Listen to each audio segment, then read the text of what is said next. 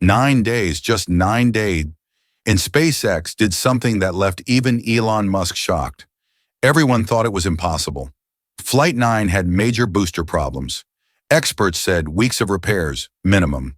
But then, the unthinkable happened. All 33 Raptor engines ignited at once. 7,000 tons of raw thrust exploded across Starbase. The ground shook. And SpaceX didn't just break their record, they obliterated it. Here's the jaw-dropping truth. Their previous best was 11 days. This time, 9. But there's something even more incredible hiding in these numbers. Something that makes Flight 10 inevitable. How did they do it? The answers will blow your mind. Let's dive right in.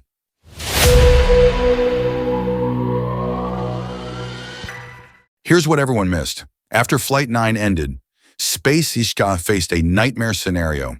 The booster quick disconnect system had failed. This isn't just a loose wire. This system handles thousands of gallons of super-chilled methane and oxygen, flowing at extreme pressures. When it breaks, you're looking at weeks of teardown, inspection, and rebuilding. Industry veterans were already calculating timelines. 2 weeks minimum for diagnosis, another week for parts. Assembly and testing? At least 10 more days. The consensus was crystal clear. SpaceX would be grounded until late June, maybe July. But something extraordinary was happening behind closed doors at Starbase. While engineers across the industry were writing off SpaceX's chances, Elon's team was pulling off something that defied every rule of aerospace engineering. They weren't just fixing the problem, they were rewriting how rocket maintenance gets done. Picture this scenario. A typical aerospace company would form committees, file reports, order parts through 3 different suppliers, and schedule meetings to discuss the meetings. SpaceX ? They had teams working around the clock in 12-hour shifts. Welders, programmers, and rocket scientists sleeping in shifts at the facility. The cafeteria never closed, the lights never dimmed. But here's where it gets absolutely insane. They didn't just repair the old system, they upgraded it. Mid-repair, someone realized they could make it better, stronger, more reliable. So while everyone expected a simple fix, SpaceX was actually improving their rocket. The question burning through every space forum: how is this even possible? Let me break down what 33 Raptor engines really means. Each engine generates roughly 230 tons of thrust. That's equivalent to the power of 40 Formula One cars, combined. Now multiply that by 33. You're looking at a controlled explosion that could power a small city. But starting all 33 engines simultaneously? That's like conducting an orchestra where every musician is holding dynamite. The timing has to be perfect. The fuel flow, the ignition sequence, the computer systems, everything's synchronized to the millisecond. One tiny mistake, you don't get a test, you get a crater. The fact that Booster 16 fired all engines flawlessly for 9 full seconds proves something remarkable. SpaceX has mastered controlled chaos on a scale nobody thought possible. 350,000 gallons of water flooded that launch pad. The deluge system activated like a tsunami in reverse, shooting upward to protect the concrete from melting. The sound alone would have shattered windows for miles. But every single engine fired. Every single computer responded. Every single system worked in perfect harmony. Here's where the story gets truly bizarre. The previous record was 11 days with Booster 13 after Flight 5. That was considered a miracle back then. 11 days to refurbish and test a rocket that had just survived the violence of spaceflight. But Flight 9 wasn't a gentle ride. The booster experienced forces equivalent to being hit by a freight train, then asked to land with precision on a floating platform in the ocean. The disconnect issues suggested deeper problems, possibly with the entire fuel delivery system. So how did they cut 2 full days off an already impossible timeline? The answer reveals something about SpaceX that even their biggest fans didn't fully understand. While everyone focused on the repair speed, they missed the real story. SpaceX wasn't just fixing Booster 16. They were simultaneously preparing Ship 36, upgrading launch infrastructure, and testing new procedures that will make future missions even faster. This wasn't desperation, this was precision. Every hour saved on Booster 16 was an hour gained for the bigger picture. Flight 10, Flight 11, and the relentless march toward making space travel routine. But there's something even more significant hiding in this timeline, something that changes everything we think we know about SpaceX's true capabilities. Road closures were already scheduled for June 7th, 5 a.m. to 9 a.m. That means Booster 16 was heading back to the Mega Bay for final preparations while most people were still sleeping. The machine never stops. While Starbase celebrated Booster 16's success, another story was unfolding 1,000 miles away in Florida. The Air Force just released documents that could transform SpaceX from a Texas rocket company into a space transportation empire. Launch Complex 37 at Cape Canaveral, the same pad that launched Delta IV heavy rockets. It's being converted for Starship. But this isn't just another launch site. The documents reveal something extraordinary. 76 Starship launches per year from Florida alone. Think about that number. Right now, SpaceX launches about 100 Falcon 9 rockets annually, and that's considered revolutionary. Adding 76 Starship flights would double their launch rate overnight. But here's the real kicker. Combine Florida's 76 flights with the existing 44 approved for Launch Complex 39A, and you get 120 Starship missions per year. That's more than 2 launches every single week. The environmental impact statement is already approved for everything except noise and vibration.